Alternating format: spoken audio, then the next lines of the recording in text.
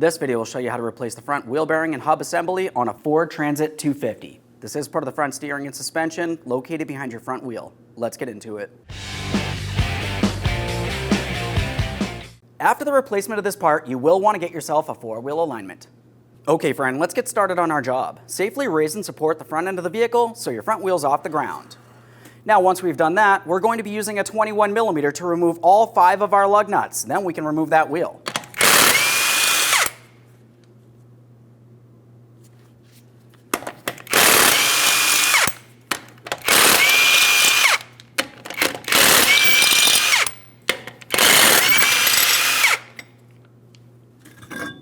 Let's set that aside. Now that we have the wheel off, we have a clear view of our front brake caliper. We need to push back our caliper pistons. Now I'm just going to do this easily using a small prying device directly in this area here. I want to press in between the caliper and the brake rotor. Just a gentle amount of pressure here. We really don't need much.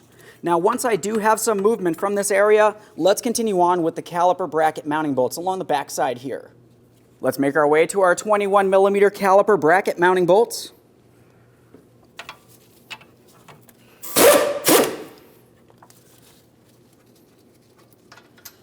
Quick inspection. Let's start it back in a couple threads. That'll prevent this from falling down while we continue on.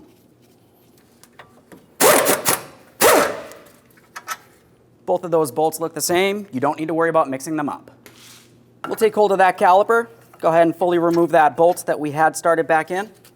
We can remove that caliper. Let's set this aside temporarily. We're going to hang this so it's putting no pressure on our flex hose. Continuing on, we need to have a look in this area. Now we can see that we have 5 bolts right out in the open, but there's actually going to be 5 more bolts that are hidden deep inside of this area. You're going to have to carefully turn this while looking inside. Inside this area, you're going to find that you have 5 T50 Torx bolts that need to be removed. During the removal, we're going to be removing the wheel bearing from the knuckle. So now for this, we're going to have an extended T50 because we have to get deep in this area.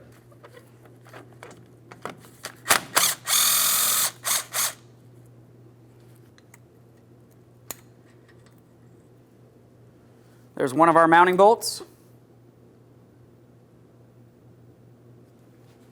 Continue on to all others. Let's make our way all the way around here.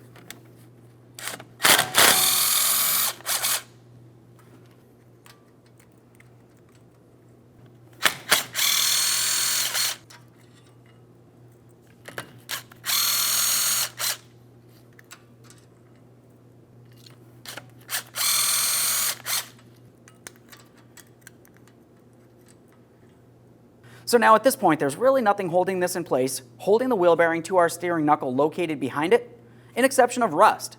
So we're just going to carefully tap on this and breaking it free.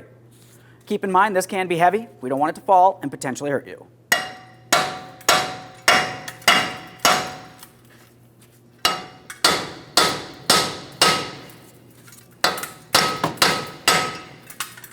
Now I've got this on the bench so we can start separating our wheel bearing hub assembly from our brake rotor.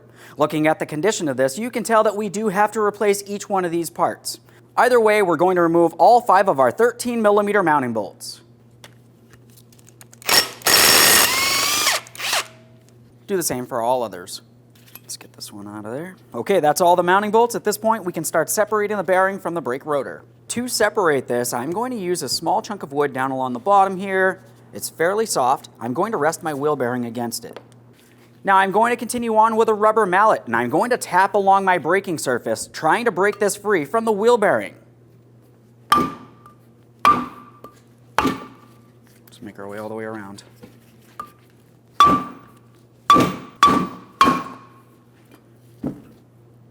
Let's go ahead and separate this. Now as we lift this up, we're paying attention to the brake rotor in comparison to the wheel bearing. Let's have a look from the back side here so we can see exactly what we're looking at. Looking at the wheel bearing flange, we can see that we do have the areas where our mounting bolts are.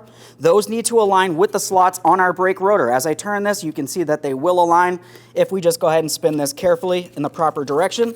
I do have a lot of rot here. Slide it right out of there.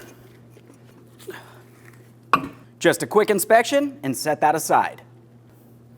And there it is, friend. Now that we have the wheel bearing off of our brake rotor, the next thing we have to do is thoroughly inspect the brake rotor. Now clearly this brake rotor in particular is going to be replaced. It's in very poor condition. Assuming you are planning on reusing it, you need to make sure you clean all of the mounting areas. Once you've cleaned one side, make your way to the opposite side and you're going to clean that area as well. For this, you can use some sandpaper, wire brush, whatever you might happen to have. Make sure you have a clean mounting surface. Let's get ready to install the brake rotor onto our wheel bearing. As far as this, we want to make sure we carefully slide the wheel bearing in through the forward portion of our brake rotor. You can tell that it needs to align, and then we're going to align each port for our mounting bolts. Once you have that rested in place, we're going to align those ports, and we can start in each one of those bolts as I mentioned. So we have our 13mm headed mounting bolts. I've cleaned the threads, and I like to use blue thread locker. We're going to start in each of our mounting bolts prior to tightening any of them. Once we have them all bottomed out, we can torque them to 22 foot-pounds.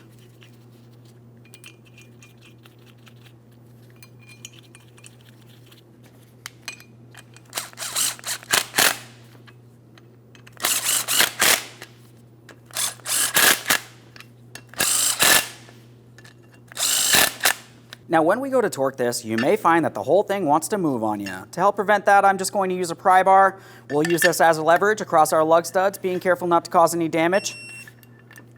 Just gonna come around all these.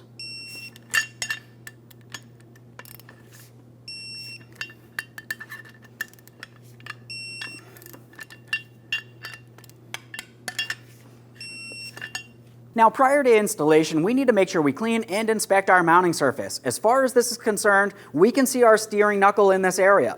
One note about this is during the cleaning process, I can see right here where the tip of my finger is, we have our ABS wheel speed sensor protruding through. Be careful not to cause any damage to that sensor, otherwise it needs to be replaced. I'm going to clean along the flange area here, and I'll carefully make my way along the inboard side, removing as much debris as possible. For this, we can use some sandpaper, a cleaning disc, or even a wire brush.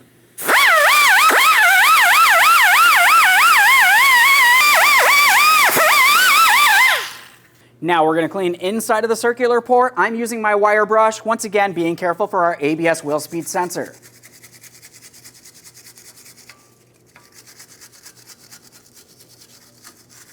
Now we can get our wheel bearing and brake rotor in place.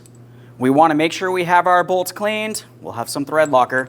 Let's go ahead and start in each of these mounting bolts once we have that wheel bearing in place. Now before we get this in place, let's have a quick look along the back side. We're looking at the wheel bearing flange. Now if you were looking at the flange itself, you can see that it does have ears where the bolts go through, and if you could see the brake rotor through that, you can see that we have ports for our mounting bolts. While we have it in this position, let's just attempt to align those as close as possible, and we can get this in position on the steering knuckle. As I bring this up, I'm attempting to match this up with the knuckle. Now we're going to have to hold this in place. Keep in mind it can be heavy. Let's start in each of those mounting bolts and then we'll carefully bottom them out. Using my T50.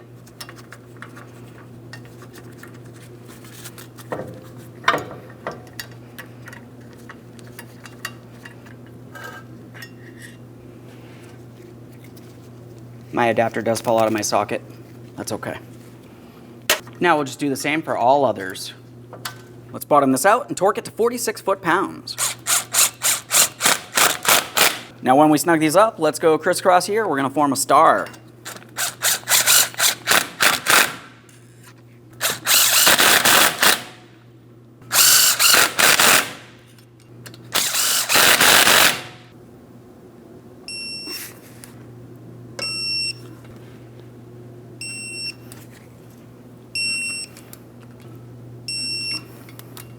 Let's get this in place. Now when we bring this into position, we need to pay attention to our flex hose, confirming it's not twisted in a way that could restrict brake fluid flow. Once you've confirmed that, we'll continue on with our 2 caliper bracket bolts. Start them in, snug them up.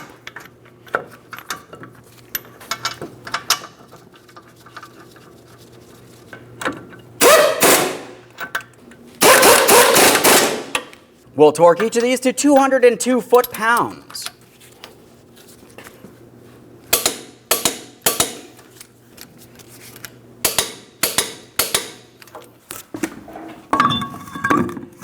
Once you have the wheel in place, go ahead and start on all 5 of your 21mm lug nuts. You're going to bottom them out in a crisscross manner.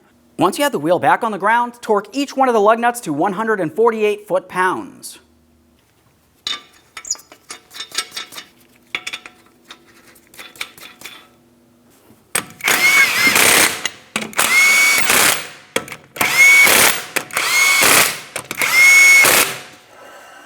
Now I have the wheel back on the ground. Let's go ahead and torque each one of our lug nuts to that 148 foot-pounds.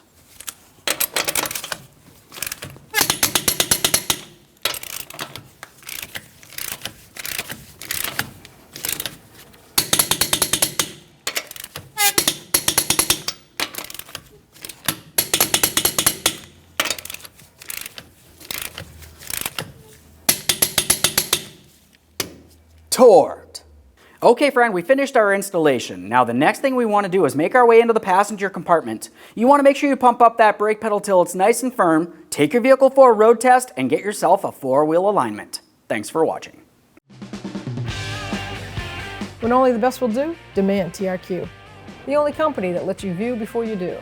TRQ is committed to offering the highest quality aftermarket auto parts that are engineered for peace of mind. Thanks for using and viewing with TRQ.